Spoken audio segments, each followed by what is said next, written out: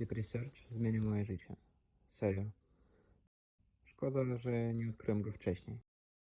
Potrafiłem tygodniami tonąć w prezentacjach, książkach, terminach, tylko po to, żeby znaleźć jedną definicję albo ogarnąć jeden egzamin.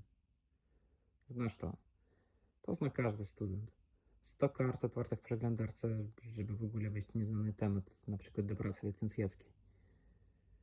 Piszę o digitalizacji i transformacji biznesu. I szczerze, nie wiem, jak ja to wszystko ogarniałem bez Deep Researchu. Zestawia setki zeszytów ze sobą i układa z tego jeden spójny materiał. To, co kiedy zajmowało tydzień, dziś mam w kilka minut.